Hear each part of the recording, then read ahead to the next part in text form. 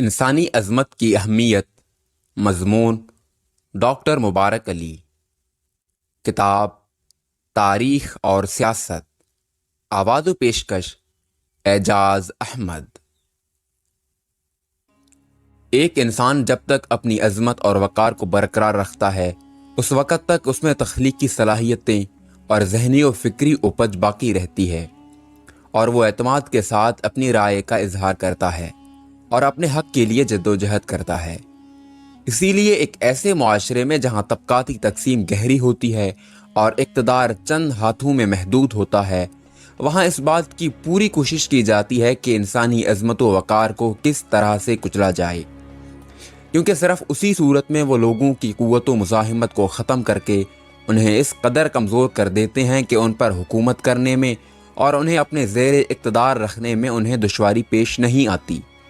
مطلق العنان حکومتوں میں وہ تمام ذرائع اور طریقے استعمال کیے جاتے ہیں جن کے ذریعے انسان کو احساس کمتری میں مبتلا کیا جا سکے اور ان میں حکمران طبقوں کا ڈر اور خوف پیدا ہو، اور وہ ان کی عظمت کے قائل ہو کر ان کی عزت و تکریم کریں۔ اس لیے بادشاہت کے دور حکومت میں اس قسم کے رسومات کی ابتدا کی گئی کہ جو عوام کو انسانی عظمت سے گرا دیں۔ ان میں بادشاہ کو سجدہ کرنا، پاؤں چھونا، جھک کر آداب کرتے وقت نظریں نیچے رکھنا وغیرہ وغیرہ شامل تھیں۔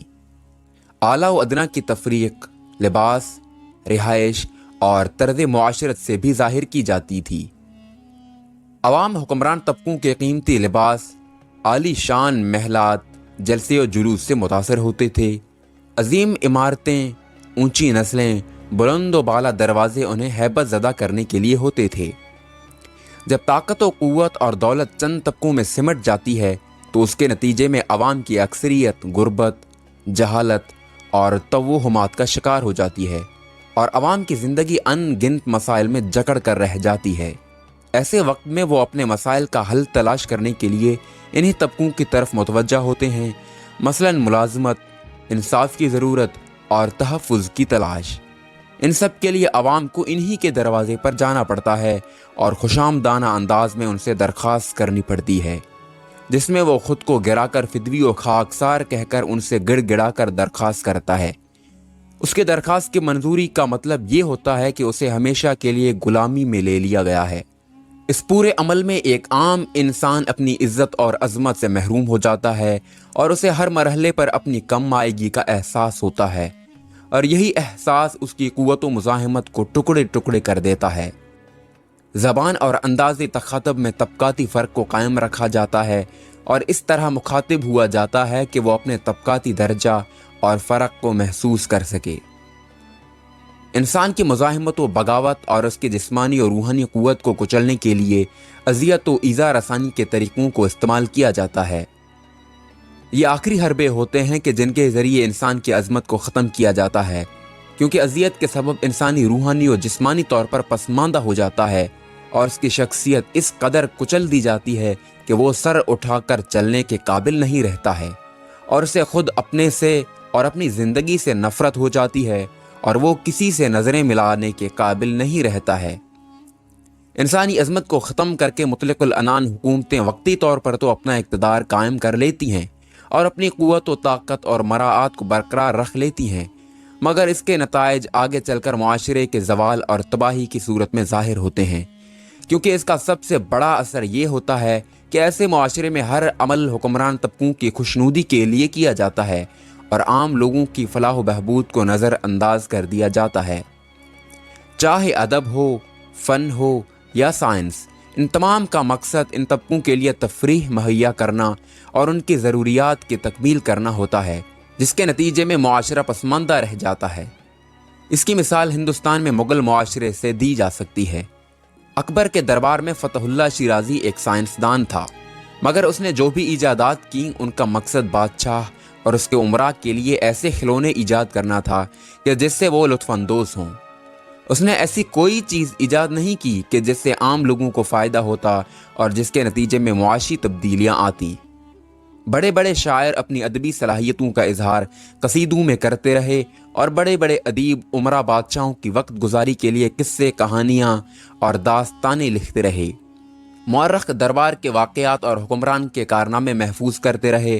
اور یہی حال موسیقاروں اور رقاصوں کا تھا جو اپنے فن کو دربار تک محدود کیے رہتے تھے۔ اس پورے عمل میں عوام کی اکثریت جہالت اور بے خبری کے عالم میں رہی۔ اس لیے جب ان دو طبقوں میں اس قدر شدید فرق قائم ہو گیا اور عوام کو کچل کر انہیں ذہنی طور پر پسماندہ بنا دیا گیا، تو ان دونوں طبقوں کے تعلقات میں کوئی ہم آہنگی اور یکجہتی باقی نہ رہی۔ چنانچہ جب مغل حکومت کو چیلنج کیا گیا تو ان کا دفاع کرنے والا کوئی نہیں تھا، اور وہ تنہا اپنی مدافعت کرنے کے قابل نہیں تھے۔ وہ تمام طبقے جن کی عزت و حرمت اور وقار کو ختم کر دیا گیا تھا، انہوں نے مغل معاشرے کو بچانے کے لیے کوئی جد و جہد نہیں کی، کیونکہ انہیں اس معاشرے کا ایک حصہ نہیں سمجھا گیا تھا۔ معاشرے میں انسانی عظمت اسی وقت قائم ہو سکتی ہے جب ایسے تمام اداروں، روایات، قوانین اور رسوم و رواج کو مٹا دیا جائے جو انسانوں میں فرق کو قائم رکھتے ہیں، یا جن کے ذریعے حکومتی ادارے عوام کی عظمت کو ختم کرتے ہیں اور انہیں بار بار حقیر اور بے بس ہونے کا یقین دلاتے ہیں۔ یہ اسی وقت ممکن ہے جب عوام کو حکومت اور اقتدار میں جمہوری طریقوں سے حصہ ملے اور ان کی طاقت و قوت کو تسلیم کر کے ان کی رائے کا احترام کیا جائے۔ جب تک معاشرے میں ہر فرد کی عزت و عظمت کو قائم نہیں کیا جائے گا، اس وقت تک معاشرتی یکجہتی ناممکن رہے گی۔ ہمارے معاشرے کا سب سے بڑا المیہ یہی ہے کہ یہاں نچلے طبقوں کو معاشی و سماجی طور پر اس قدر کچل دیا گیا ہے کہ ان کے لیے عزت و احترام کے جذبات مفقود ہو کر رہ گئے ہیں، اور اس لیے سماجی پسماندگی اپنی جگہ مستحکم ہو چکی ہے۔ معاشرے سے تخلیقی صلاحیتیں مفقود ہو چکی ہیں، اور ہر طبقہ اور فرد میں معاشرتی مسائل سے بیگانگی بڑھتی جا رہی ہے۔ اپنائیت کا احساس اس وجہ سے ختم ہو گیا کہ لوگوں کو کسی عمل میں، چاہے وہ سیاسی ہو، سماجی ہو یا معاشی، اس میں حصہ لینے نہیں دیا جاتا۔